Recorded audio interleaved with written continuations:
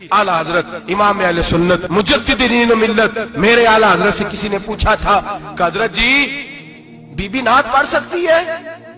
फतावा रज़विया की 14वीं जिल्द बीबी मिलाद पढ़ सकती है? मिलाद आला हजरत ने फरमाया अगर बीबी मिलाद पढ़ रही हो, नात पढ़ रही हो और उसकी आवाज गैर महरम के कानों तक जा रही हो, फरमाया उसे सवाब नहीं होगा, उसे हराम काम करने का गुनाह दिया जाएगा।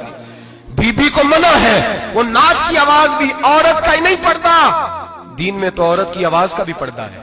दीन में तो औरत की हजरत सैयदा ज़ैनब, हजरत फातिमा की वो लख्ते जिगर जो मैदान करबला में इमाम हुसैन बराबर की शरीक रही सैयदना इमाम हुसैन के साथ। याह्या बिन मोइन कहते मैं 15 साल तक हजरत ज़ैनब का पड़ोसी रहा हूं। 15 साल, घर बराबर होता है ना, बंदा बीबी देख ही लेता है। वो बीबी कभी पर्दा डाल के जा रही है दवाई लेने, कभी नजर आ ही जाती है।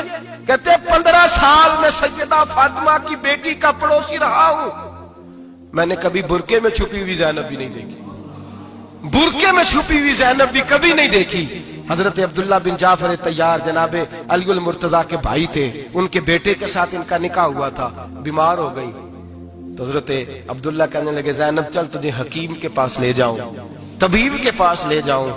तो हजरत ज़ैनब कहने लगी आप जाइए मेरा हाल बता के दवाई ले आइए।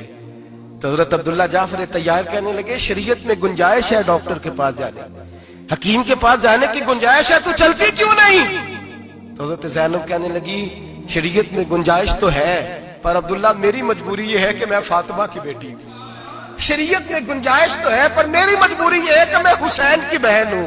शरीयत में गुंजाइश है पर मैं हसन की बहन हूं।